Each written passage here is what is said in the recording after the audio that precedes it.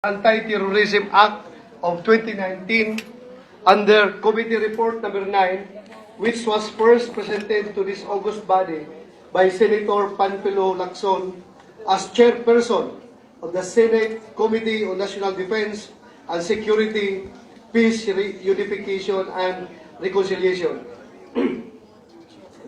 Mr. President, sometime in 2016, a gruesome video showing three men standing with their knives, each positioned to slit the throat of three kneeling captives, circulated on social media platforms. The only audio that can be heard from the video is the voice of the man at the center, uttering words in support of a terrorist organization and waging war against law enforcement agencies in Asia. After this man's utterances, they beheaded the said captives. Unknown to most of us, the man in the center of the video seems to be the leader of the trio. He's a Filipino and a registered voter of a barangay located in southern part of the country. He is Muhammad Kiram Riza. It was found out that in 2012, after his bomb-making training abroad, he was able to recruit fellow Filipinos to join their organization, which aims to sow terror in the country, as motivated by Osama bin Laden's video on the 9/11 attack in the United States of America. In 2015, his organization, Dawla Islamiyah, pledged their support to the Islamic State of Iraq and Syria, and he was able to travel to Syria. The following year, he appeared on the video I showed to you earlier, a Filipino turned terrorist. Mr. President, before he made the video, we had already apprehended him as a suspected terrorist when I was still the Davao City Police Director in December of 2013. We have monitored all his moves, including that of an occasion when he, together with his wife and son, visited the hotel room of a known Jemaah al-Islamiyah member and Malaysian suicide bomber named Muhammad Nur Fikri. Fikri was later neutralized by my SWAT team when he was about to detonate himself inside a crowded restaurant in Davao City. Girahin niyo ang puwersa ng syaitan. Girahin niyo ang mga pinuno ng mga tawagit. Girahin niyo ang mga hanay ng politika. Girahin niyo ang mapaglinlang dila ng mga bayarang murtad na siyang kanilang ibinentang relihiyon nila sa kakaunting salapi. Pagtuunan niyo ng pansin ang pinanggagalingan ng lakas ng kuffar, ang kanilang krusado at ang kanilang ekonomiya. Kaya kapatid ko, huwag kang mag-alinlangan. Bombahin mo sila. Bombahin niyo ang kanilang mga bayan. Patayin niyo ang kuffar saan man sila naroroon. Huwag kayong magkaroon ng awa sa kanila. Saksakin niyo sila ng patalim. Buhusan niyo ng gasolina ang kanilang pamamahay. Mag-ingat kayo at maging malakas. Huwag kayong magpadala sa taktika, ang mapanlinlang na taktika ng bagong halal na tagut ng Pilipinas. Si Duterte, sumpain siya ng Allah subhanahu wa ta'ala. Kaum muslimin yang saya cintai rahimakumullah, telah berlalu beberapa dekade silam di mana umat Islam dalam kondisi kelemahan. Dan Filipina sudah sampai waktu dan ketikanya untuk kalian bersatu, bergabung, seterusnya membaiat kepada. So we will continue on fighting and waging war upon you, terrorizing you, casting fear in your hearts, bi'idnillah.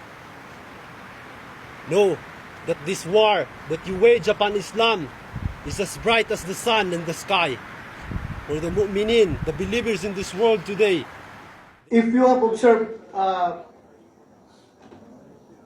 yung nasa gitna na may hawak ng kutsilyo, yung naka-kaki, yan yung si Muhammad Riza Kiram. Na-aristo namin doon sa Davao, but however, since the military and the police intelligence could not provide us sufficient evidence to prove his terrorist activities, before the lapse of the allowable detention period, we were forced to release him.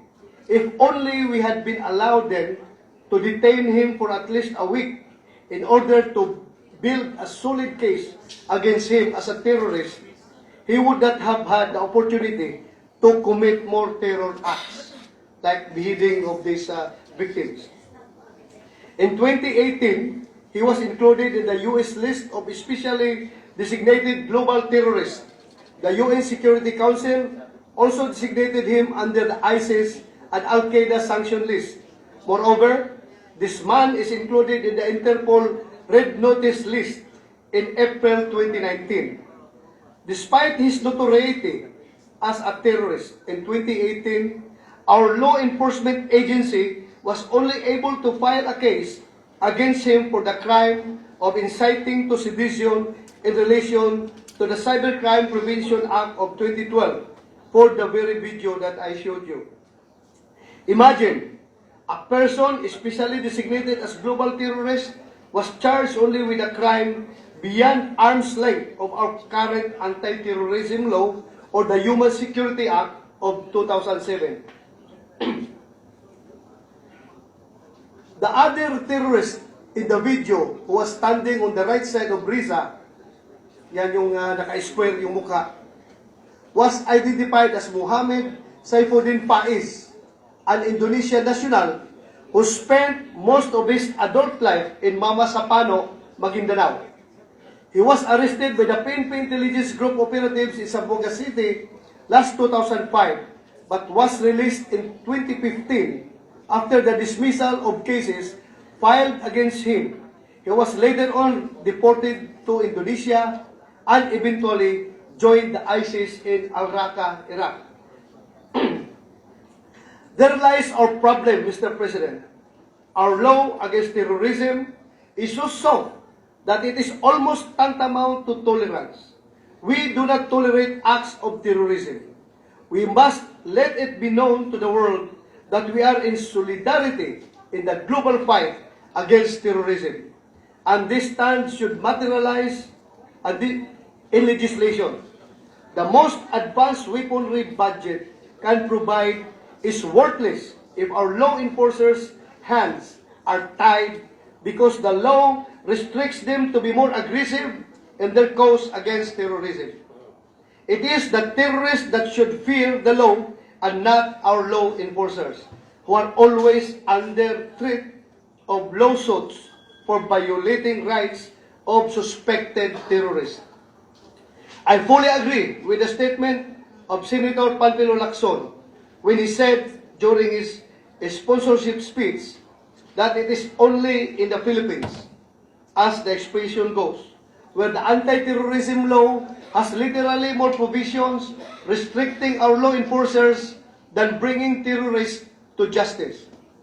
Mr. President, to bolster the fact that we are in urgent need to update and amend our anti-terrorism legislation, let me state for the record that in 2017, the Philippines was ranked as the number 12 country in the world with the highest impact on terrorism. Unfortunately, in 2018, our global terrorism index ranking became worse. We are now the 10th country most impacted by terrorism. This is a list where we do not want to be included, not in the top 15 and not even in the top 100. With our ranking, the Institute of Economics and Peace recorded 2,869 deaths due to terror attacks in the country since 2001, 326 of which was from 2017, our highest recorded number of deaths in more than a decade. They recognize the New People's Army and the two groups which have declared their allegiance to the Islamic State, the ISIS, the Abu Sayyaf, and the Bato as the major terrorist groups in the country. Mr. President, with thousands of Filipinos who have died and the properties that have been destroyed by the acts of these terrorist groups, the economic impact of terrorism in our country has already taken its toll on our goal of sustainable and inclusive economic growth. We will not prosper economically and the improvement of the lives of our people will be hindered if we will not be able to ultimately prevent the terror acts in our land. The Executive Department, in declaring martial law in Mindanao, intends to suppress the acts of terrorism in the areas. It has been extended twice. It has achieved and served its purpose in suppressing terrorism for the time being. But we need a more permanent solution. When the declaration expires once again, as legislators, we do not only provide our military and police the weapons to combat terrorism by increasing their budget, but also arm them with the necessary laws that shall further empower them in implementing peace and order. The declaration of martial law in Mindanao is not enough to address the potential magnitude of destruction that may be brought about by the evil minds of these terrorists. Mr. President, what we need to complement the efforts of the Executive Department is to enact a new law, a law that will revive and strengthen our anti-terrorism legislation. With this, our law will capacitate and enable our law enforcers to effectively investigate and prosecute those who have committed acts of terror. Mr. President, with the numerous amendments introduced by Senate Bill number 1083 to our current anti-terrorism law, I would like to give emphasis on the proposed amendment to increase the detention days of a suspected person without warrant of arrest. Senator Lacson mentioned, as stated in Senate Bill number 1003, from 3 days, the allowable detention period outside a warrant of arrest will be a non-extendable period of 14 working days. I fully support this, Mr. President. I will even support a period longer than 14 days. If only time was on our side, when we apprehended the Filipino terrorist in the video I showed to you earlier, we could have killed the cancer before it grew. Let us not allow technicalities to get in the way of quelling and ultimately eliminating terrorism. We are dealing with a new breed of criminals. Criminals that are wise enough to run for protection under the very law that intends to persecute them. Terrorism thrives because of fear, and so we remove the fear. We are not afraid. The enactment of the new anti-terrorism law will be very timely to fully prepare us with the move of the Kurdish government to repatriate the imprisoned foreign ISIS fighters back to their home countries, including Filipino ISIS fighters, as a result of the U.S. forces' withdrawal from the previously ISIS-controlled areas. We are in need of a new and effective law that will help us confront treacherous enemies. Sadly, there are countrymen who choose the path of evil, returning Filipino fighters and all other foreign-trained fighters from other countries, and will bring home senseless war to Mindanao, which they view as a safe haven for terrorists for various reasons, including a weak anti-terror policy. A law that will provide the necessary mechanism to control and perhaps aptly prosecute them for the terrorist acts they have committed and plan to commit. After the 9/11 attack, it was exposed that the U.S., which some consider the most powerful country in the world, is not safe from attacks. Terrorism has become a global phenomenon that it has sown fear and insecurity in everyone. The war against terror here in our country is a contribution to the tireless efforts of other nations to defeat this evil. Having said this, Mr. President, dear colleagues, I appeal to this honorable body for the swift passage of the Anti-Terrorism Act of 2019. This is of the essence in preventing these terror attacks. Let's not waste more precious seconds. It is about time that the government intensifies its efforts and protect the citizenry against the evil acts of terrorist groups. Thank you very much, Mr. President.